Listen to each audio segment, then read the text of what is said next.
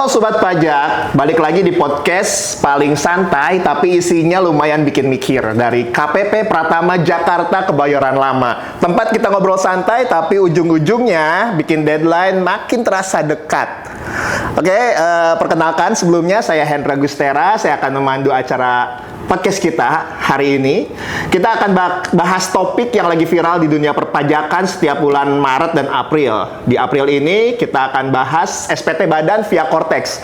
Topik yang biasanya bikin 3 tipe orang nih. Yang pertama, orang yang udah lapor. Yang kedua, yang mau lapor tapi nunggu mood. Dan yang terakhir nih, yang berbahaya nih, yang bilang masih lama kok, padahal tinggal kedip doang tanggal 30 April nih. Dan hari ini kita gak mau Sobat Pajak tersesat di jalan Cortex sendirian. Udah hadir narasumber kita, penyuluh pajak andalan yang kalau ditanya soal Cortex jawabannya bukan coba refresh dulu. Halo Mas Saidi. Halo Mas Hendra. Mas Saidi sehat ya? Alhamdulillah sehat ya. Mas Hendra gimana? Alhamdulillah. Hari ini kita bakal kupas tuntas Cortex. Baik. Tapi bikin pendengar pengen logout dari kehidupan katanya. Ya nggak apa-apa, asal nggak logout dari agamanya ya. Oh gitu. Ngeri juga ya. Akibat Cortex. Mas Saidi, kita mulai dari pertanyaan yang paling sering muncul di grup WA kantor nih. Oh iya. Mas, ini Cortex wajib belum sih? Iya. Yang biasanya ditanya, tapi pas sudah dijawab, tetap nunggu teman dulu nih yang lapor. Iya, sebenarnya yang wajib itu bukan Cortex-nya Mas, tapi yang wajib itu adalah pelaporan SPT-nya. Nah, Cortex ini hanya sebagai sistem saja, jadi kita melaporkan SPT. Kalau dulu di DJP Online namanya, kalau sekarang namanya Cortex per tahun 2025 ini. Asalnya pakai e-form ya? Aslinya dulu iya, ada yang pakai e-form, ada yang bisa masuk langsung dari DJP Online, tapi kalau sekarang semuanya dari Cortex ini juga. Basisnya juga web juga sama. Yang loginnya itu pakai akunnya badan ya dulu ya? Iya, dulu pakai badan ya. Kalau sekarang loginnya pakai PIC namanya nanti. Pakai PIC. Oke, tapi nanti itu kita bahas selanjutnya. Siap. Cara akses Cortex itu gimana sih? Karena ada juga yang bilang, Mas saya udah login tapi kayaknya saya yang nggak dikenali sistem. Woi, gitu ya. Kalau akses Cortex gampang, tinggal buka laptopnya atau browser di handphone sebenarnya juga gampang, bisa. Ya? Gampang. Seperti kita membuka website lain, tapi di sini nanti kita ketiknya di browser kita itu cortexdjp.pajak.go.id. Nah, di sana nanti langsung tampil halaman depannya itu, kita diminta untuk login. Nah, jadi kan mungkin banyak teman-teman atau wajib pajak yang belum pernah mengakses ini, yang pertama kali dilakukan ya, kita ulang lagi. Kalau dulu sudah punya akun DJP Online, itu biasanya kita coba melalui loginnya dari menu lupa password dulu, lupa password. Langsung di halaman home login itu, iya, ada menu lupa password. Nanti diminta masukin email ya, masukin nicknya dulu sebenarnya, masukin nick, kemudian nanti ada email di sana, kita klik, nanti kita masukin email kita, sehingga nanti ada seperti link lanjutan setelah itu masuk ke email dan kita diberikan akses untuk masuk ya melalui reset password nanti. Reset password nanti diisi usernya itu diisi NPWP atau NIK-nya? NIK KTP. NIK-nya penanggung pajak ya? Betul. Nah, jadi nanti melalui dari situ dulu. Kalau misalnya nanti tidak bisa, baru nanti dari coba menu aktivasi akun wajib pajak. Oke. Nah, di aktivasi akun wajib pajak itu kita nanti diminta masukin email, masukin nomor handphone, kemudian juga kita diminta untuk swafoto, untuk verifikasi wajah, kemudian nanti juga diberikan setelah itu diberikan akses untuk membuat password Cortex-nya dari itu di kita. PIC menggunakan NIK gitu ya? Iya, betul. Kalau NPWP 16 ini kan badan jadi 16 nih, tambah angka 0 depannya, itu perlu nggak sih kita login? Perlu juga untuk beberapa kebutuhan. Contohnya misalnya kita mau mengupdate data-data di akun badan. Kita perlu nanti mengakses dari akun badannya. Apakah itu mau merubah pihak terkait atau beberapa informasi-informasi umum yang ada dalam Cortex si perusahaan atau badannya. Perlu juga.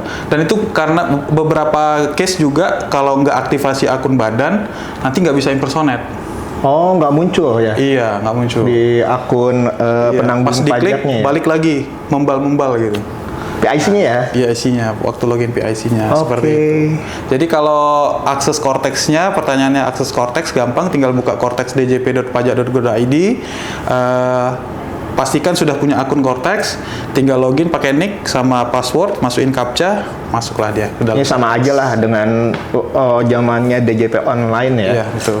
Login itu kan sudah biasa ya. Iya, iya. Untuk selanjutnya mungkin awal-awalnya susah, tapi pasti dengan seiring berjalannya waktu pasti akan familiar lah ya, terbiasa Dengan ya. kesusahan itu ya. Dengan terbiasa dan kesulitan. Nah ini yang paling legend nih. Iya. Banyak PIC, WP yang nggak bisa impersonate. Padahal di kehidupan nyata impersonate bos tiap hari pas meeting. Nah ini kendalanya di mana nih, Mas? Dan solusinya gimana nih? Iya, Impersonate tadi ada kita singgung sedikit ya. Banyak yang memang wajib pajak ini tidak bisa impersonate. Kendalanya macam-macam ya. Pertama, nama perusahaannya atau nama wajib pajak badannya muncul nih di Cortex PIC. Tapi ketika diklik, ada yang error, ada yang membal balik ke Cortex-nya PIC, atau bahkan ada yang tidak muncul. Nah, jadi solusinya adalah yang biasa kami lakukan itu pertama kali mengecek dulu di akun wajib pajak badannya. Kita pastikan di pihak terkait di wajib pajak badannya itu PIC-nya memang si A gitu. Nah, PIC-nya memang si A dan masa aktifnya masih berlaku karena di pihak terkait itu ada waktunya, jadi bisa dipilih mulainya kapan, berakhirnya kapan. Nah, banyak kejadian di awal tahun kemarin berakhirnya itu 31 Desember 2025. Oke. Nah, ketika Januari dia sudah tidak bisa mengakses lagi. Nah, makanya kita harus pastikan di pihak terkait di menu Cortex badan itu memang menjadi PIC, kemudian waktunya itu benar gitu. Oke. Nah, itu sih yang paling perlu diperhatikan. Tapi ada juga nih, misalnya itu udah semuanya sudah benar gitu ya. Kita cek misalnya di akun petugas sudah benar gitu, tapi ternyata masih nggak bisa juga gitu ya. Nah, bisa jadi dia belum aktivasi akun Cortex badannya. Ada beberapa PIC-nya? akun badannya. Akun badannya ya. Karena kan bisa aktivasi akun badan ya. Nah, jadi ada beberapa case seperti itu. Ketika diaktifasi akun badannya, baru bisa melakukan impersonate. Oh, justru jadi kalau saya pikir sih jadi krusial juga ya untuk login ke akun badannya terlebih dahulu ya. Harusnya sih gitu ya stepnya. Jadi di aktivasi akun badan, kemudian kita Terus pastikan dulu kan di pihak terkaitnya. Iya, pihak terkait PIC-nya itu ya. PIC-nya siapa, baru bisa login pakai iya. akun Ini PIC-nya. salah satu info yang sering banyak ditanyakan nih. Terus jadi jangan lupa juga kalau ada perubahan pengurus itu diupdate di akun badannya. Akun badannya langsung, karena ingat kadang di dunia nyatanya sudah ganti, di sistemnya masih mantan. Iya, betul. Kadang mantan itu emang sulit dilupakan ya. Sulit dilupakan, harus di delete, permanen delete ya. Iya. Sekarang kita bahas juga yang suka jadi bahan diskusi nih. Bedanya Cortex sama eForm itu apa sih? Selain yang satu bikin nostalgia, yang satu lagi bikin kita harus adaptasi. Nah, kalau eForm itu kan DJP online ya. Jadi eForm itu dulu namanya SPT 1770 polos ya. 1771. Yang untuk orang pribadi. Oke, ya. Kalau yang untuk badan 1771. 1771, 1770 dengan adanya Cortex ini udah nggak ada istilah itu ya? Sudah tidak ada lagi. Tidak ada ya? Jadi yang adanya cuma SPT badan dan SPT orang pribadi lah. Seperti itu. Nah, kalau di eForm itu kan kita mengisinya melalui aplikasi Adobe Acrobat ya. Nah, jadi kayak ngisi PDF gitu. PDF ya? Ya. Dan itu juga hanya bisa dibuka di Adobe Acrobat. Banyak juga wajib pajak yang salah ketika download di Google Chrome, ngebuka PDF di Chrome ya nggak kebaca, error. Nah, dikirain filenya error, ternyata harus buka di Adobe Acrobat Reader. Untuk tahun 2024 Ke bawah. Meskipun isinya tahun 2025 tetap menggunakan Adobe tadi ya. Download e-form. Download e-formnya untuk tahun pajak 2024 ke bawah. 2025 sudah pakai 2025 Cortex. start menggunakan Cortex ya. Iya, walaupun sebenarnya ada ketentuan kalau di Cortex itu masih ada yang pakai e-form tapi yang untuk nihil. Oh, masih ada ya yang pakai e-form ya?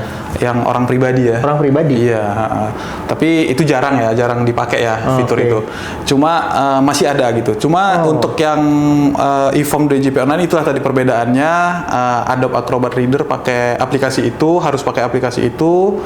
Kemudian juga kita mengisi formulir memang. Jadi seperti formulir 1770 dulu itu, kalau offline pun ya isi di e-form itu ya itu. Jadi kita mengisi formulir, beneran ngisi formulir. Beneran dalam bentuk PDF ya? Dalam bentuk PDF. Tapi kalau Cortex kita disajikan bukan formulir sih sebenarnya, tapi ya memang aplikasi SPT tahunan yang mengenerate semua jenis penghasilan wajib pajak. Jadi di halaman induk itu kita nanti akan dihadapkan sama pertanyaan-pertanyaan sehingga dia mengidentifikasi kita ini sebenarnya jenis wajib pajak yang seperti apa sih.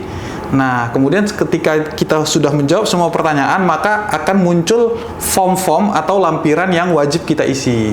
Dialog ya, seperti menjawab pertanyaan-pertanyaan wartawan gitu. Nah, iya. Jadi nggak sama nih antara perusahaan Mas Hendra misalnya sama perusahaan saya atau SPT pribadi saya sama Mas Hendra bisa jadi berbeda isiannya. Karena kan bisa jadi penghasilan saya didapat mungkin dari beberapa sumber gitu. Ya, kalau Mas Hendra mungkin cuma satu, misal ya kan. Satu-satu. Jadi nanti pertanyaannya cuma 2 ya, antara iya atau tidak, atau bahkan ada 4 sampai A, B, C, D, E, F. Iya, ada beberapa yang ya umumnya ya tidak, tapi nanti setelah misalnya pilih ya, terus dia mengidentifikasi lagi. Oh. Apakah Anda ini gitu, ada beberapa pilihan. Oke, kita tahan dulu, ini semakin menarik nih ya. Iya. Nah, selanjutnya cara lapornya ini antara DJP online ya. Itu saya ingatnya kalau DJP online itu dengan Evin. Evin ya. Oke. Terus cara lapornya itu sama atau beda nggak sih? Cortex dengan DJP online ini? Kalau cara lapor jelas beda karena aplikasinya juga beda. Terus kalau disinggung tadi Evin, ini nggak pakai Evin. Nggak pakai Evin ya? Nggak pakai Evin.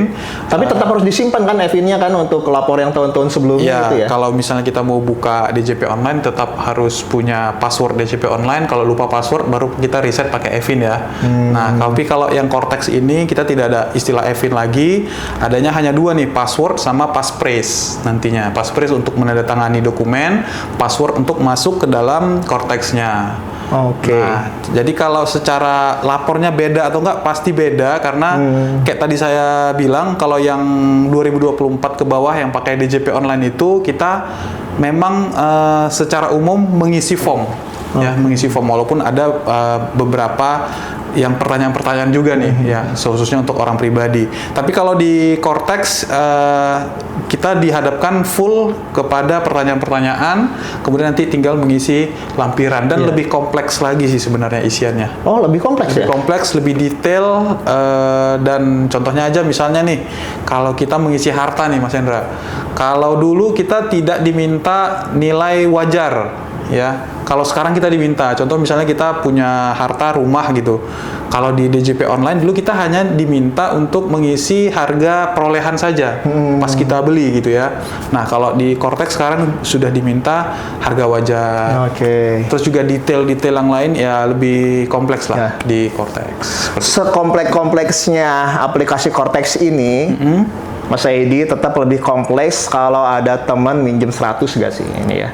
Oke, kita lanjut ya. Kebetulan saya nggak bawa nih. Masuk ke teknis yang bikin mikir-mikir dikit nih. Oke. Di SPT Induk, yang harus tadi pertanyaannya dijawab iya itu bagian mana aja nih Mas? Soalnya kadang WP ya semua aja deh, cepet biar cepet nih iyain semuanya. Justru kalau iya semua itu malah lama tuh Mas. Oh gitu ya? Iya, jadi kalau dibikin iya. Nah, kalau cewek kan harus iyain aja biar cepet. Kalau cewek, masalahnya ini beda sama cewek. Beda, ya? Iya. Lebih bagus menghadapi kortek aja. itu harus dibaca ya? Iya, harus dibaca dan tidak ada keharusan sebenarnya. Jadi memang menyesuaikan dengan kondisi yang sebenarnya. Jadi kalau misalnya ditanya nih contoh di SPT orang pribadi lah misalnya ya, apakah Anda memiliki penghasilan sehubungan dengan pekerjaan gitu? Ya karena iya ya jawab iya. Tapi kalau tidak ya tinggal jawab tidak gitu. Karena kalau dijawab iya, umumnya dia akan meminta nanti silahkan mengisi lampiran sekian. Oh nyambung. Jadi menghidupkan lampiran yang harus diisi ya? Betul. Jadi nanti kalau semuanya dijawab ya, semakin banyak lampiran yang harus menimbulkan diisi. masalah baru dalam kehidupan rumah tangga ya. Makanya kalau memang ada ya jawab ya, kalau tidak ya jawab tidak. Ya sesuaikan saja lah dengan. Jadi semua nggak wajib diisi, harus dibaca. Ada yang bisa dilewati atau tetap harus diisi dengan jawaban tidak nih? Ada yang harus diisi. Rata-rata semuanya harus diisi ya untuk induk ya. Memang semuanya harus diisi ya atau tidak. Oke. Karena kalaupun nanti ada yang kelewat nih misalnya sudah isi semua ternyata ada 1 atau 2 pertanyaan yang belum dijawab ya atau tidak, pas kita mau klik bayar dan lapor itu dia akan kasih notifikasi merah ya. Jadi sobat pajak jangan lupa jangan ada yang kelewat, semuanya harus diisi dengan jawaban iya atau tidak, karena yang bisa di skip itu adalah chatan dengan mantan ya. Itu skip aja. Oke, balik lagi dokumen PDF nih Mas. Dokumen PDF itu kan harus dilampirkan nih. Masih sama kayak dulu atau udah ada perubahan nih? Atau justru makin lengkap tapi bikin deg-degan? Iya, kalau lampiran PDF itu setahu saya untuk di Cortex ini semakin lengkap ya, semakin banyak isiannya. Maksudnya kolom yang disediakan untuk wajib dilampirkan itu. Nah, kalau untuk wajib enggaknya itu hanya satu yang wajib, Mas. Apa itu? Di bagian laporan keuangan aja. Bagian laporan keuangan ya. Itu yang tanda bintang. Itu terdiri apa aja itu? Laporan keuangan yang sudah diaudit atau belum diaudit, di satu kolom itulah yang wajibnya nih. Laporan keuangan minimal ya laba rugi, neraca ya. Laba rugi dan neraca ya. Tapi tetap di satu kolom itu. Satu kolom. Iya, kita dalam bisa satu upload. PDF ya. Iya, nanti kita upload terus kita unggah gitu. Cuma kalau pilihan lainnya banyak. Pilihan lain yang tidak ditanda bintang ya, maksudnya tidak, kalaupun itu tidak diisi tetap bisa submit. Tapi bukan artinya benar ya, maksudnya ya. Maksudnya secara sistem yang mengharuskan dia upload itu satu. Yang tadi laporan keuangan yang sudah diaudit atau belum diaudit. Kemudian yang pilihan-pilihan lain itu banyak. Contohnya laporan keuangan konsolidasi untuk BUT, kalau saya baca, kemudian untuk WP Group, kemudian juga bukti kita bayar zakat, kan ada tuh zakat pengurang itu. Nah, itu juga disediakan di Cortex. Sudah lebih lengkap lah kolom-kolom untuk mengupload dokumen. Tetap, jadi tetap ya sobat pajak ya, kita harus memenuhi benar, lengkap dan jelas itu ya. Iya, betul. Karena ada status ketika SPT kita yang sudah disubmit itu dianggap tidak disampaikan. Kondisinya adalah ketika yang tadi Mas Saidi bilang itu tidak dilampirkan dengan dokumen penting, minimal laporan keuangan ya, neraca dan laba rugi minimalnya ada ya. Dan saya pernah nih udah submit neraca, laba ruginya ada, tapi isinya itu nggak ditanda tangan oleh direktur dan nggak distempel. Itu juga dianggap tidak menyampaikan itu ya. Iya, karena dokumennya jadi tidak sah ya. Dokumennya tidak sah kan? Karena tidak ditanda tangan dan tidak di-stempel kan. Makanya kita selalu mengarahkan tanda tangan dan stempel tuh laporan keuangan. Sobat pajak sekali lagi. Walaupun sebenarnya bisa ya bisa di-upload kan. Ketika dicek nanti lebih dalamnya nanti bisa dinyatakan ini SPT-nya tidak disampaikan. SPT-nya tidak disampaikan nanti kena denda ya. Harus menyampaikan kembali kan ya. Jadi perhatikan laporan keuangannya adalah yang sudah ditandatangani dan sudah distempel gitu ya, Mas Saidi ya. Betul sekali Mas Saidi. Untuk bukti potong masih upload manual atau enggak nih? Atau Cortex udah bantu isi biar WP nggak harus jadi arsip berjalan? Nah, ini kalau Cortex ini asiknya nih Mas. Jadi walaupun sebenarnya ya DJP online juga sudah otomatis juga sih sebenarnya untuk bukti potong. Cuma kalau di Cortex ini kenapa lebih lengkap bukti potong yang masuk ke dalam Cortex, karena wajib pajak itu dipaksa membuat bukti potong supaya bisa menerbitkan billing. Ini alurnya ya. Jadi banyak perusahaan itu tidak bisa meng-create billing karena tidak lapor SPT. Nah, jadi Cortex ini tidak lagi bisa bikin billing mandiri seperti DJP online dulu. Kalau dulu kan bisa bikin-bikin aja tuh Mas. Jadi misalnya perusahaan mau bayar PPh 21, ya udahlah, yang penting bayar pajak aja nih. Ya bikin billing manual, kemudian bayar tanpa membuat bukti potong dan lapor SPT massa. Nah kalau Cortex nggak bisa lagi nih. Jadi bikin billingnya dikunci. Bikin billingnya itu melalui dari awalnya harus buat bukti potong, kemudian lapor, baru terbitlah billing. Ini salah satu evolusi juga ya, dari tata cara lapor pembayaran dan pelaporan. Sebenarnya aturan kan emang seperti itu ya dari dulu ya. Cuma secara sistem baru diperketat sekarang, sehingga mau nggak mau perusahaan itu semuanya bikin bukti potong. Jadi kadang-kadang ini wajib pajak juga baru tahu ya, wajib pajak orang pribadinya baru tahu, wah ternyata saya punya penghasilan nih dari perusahaan ini gitu ya kan. Nah masuklah semua di Cortex orang pribadi. Nggak bisa pura-pura lupa juga. Iya, nggak bisa karena memang sudah ngeling lah istilahnya ya, ngeling dalam Cortex maupun badan ataupun orang pribadi. Jadi kalau pertanyaannya apakah upload manual, tidak perlu lagi karena sudah langsung masuk ke dalam lampiran kita. Cuman agak bahayanya ini kalau akun Cortex-nya suami ini pegang oleh istri, terus lihat penghasilan lainnya di situ, nanti bisa jadi. Iya, kok selama ini nggak segini gitu ya. Keributan juga ya. Ya memang sih agak-agak bahaya ya. Ya makanya lapornya sembunyi-sembunyi aja Mas. Walaupun bisa impersonate tuh, istri bisa impersonate ke suami. Iya bahaya juga kan. Makanya wah jangan saya ajarin nih cara. Oke, semakin seru semakin lama. Kita next ya, pertanyaan selanjutnya nih ya Mas ya. Masih perlu isi laba rugi enggak Mas nih? Atau boleh skip aja tanpa rasa bersalah yang selama ini membayangi kita nih? Kalau laba rugi wajib isi tetap ya, untuk wajib pajak yang memang contohnya tadi WP badan, bahkan UMKM itu tetap wajib isi laba rugi ya. Jadi yang tadi itu kan ya, yang neraca laba rugi. Betul. Kan?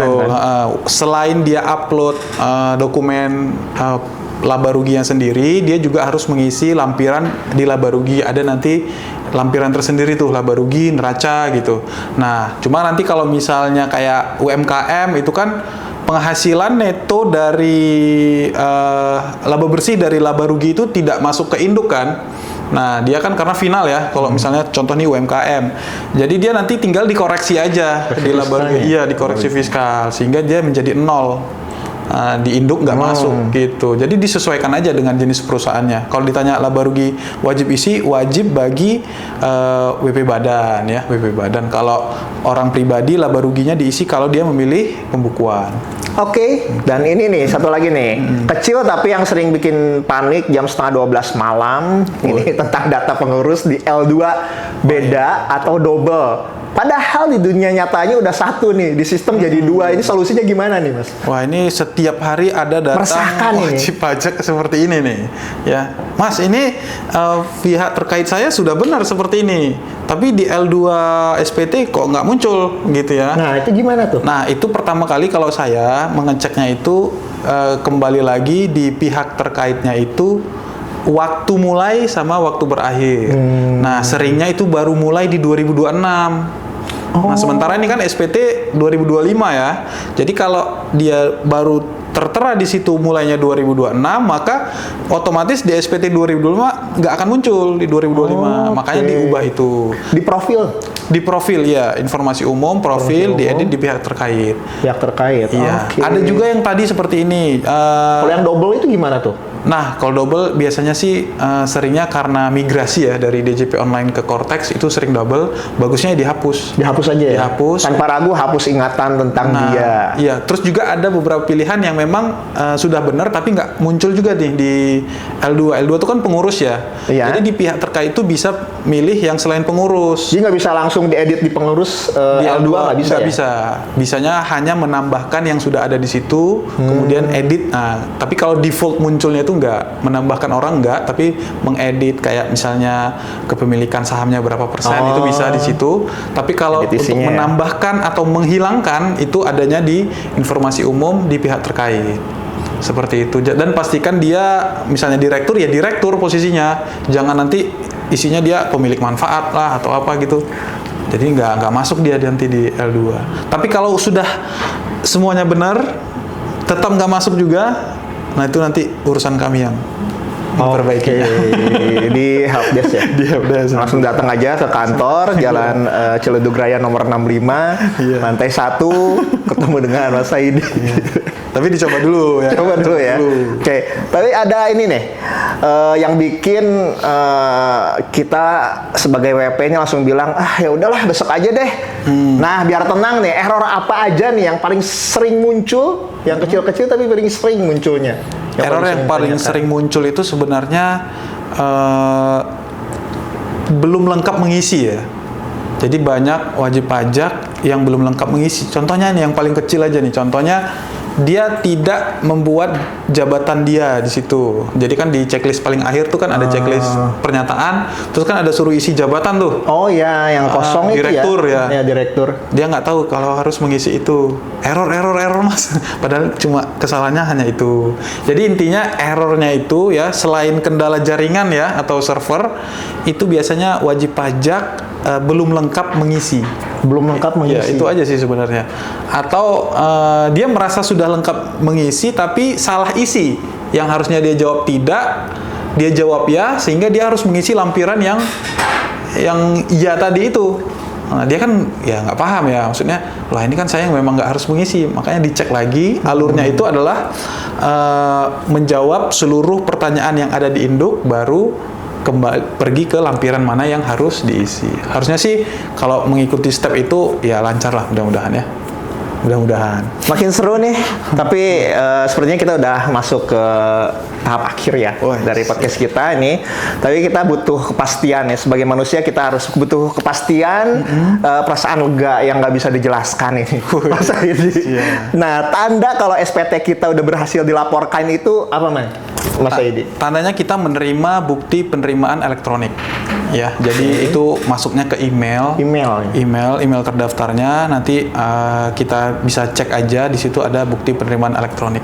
Statusnya berarti sudah terlapor. Nah, cuma memang ada beberapa case yang nggak masuk nih BPE-nya. Kita tinggal cek aja di menu SPT, klik SPT, kemudian cek di SPT dilaporkan. Masuk login ke Cortex, pilih menu SPT, surat pemberitahuan ya. Kemudian pilih lagi surat pemberitahuan. Tab yang di atas itu ya, surat pemberitahuan, diklik, kemudian pilih SPT dilaporkan. Nanti muncul list SPT mana saja yang sudah dilaporkan. Sudah dilapor. Kalau memang BPE-nya nggak masuk, bisa diklik lagi untuk mengirim ulang BPE-nya.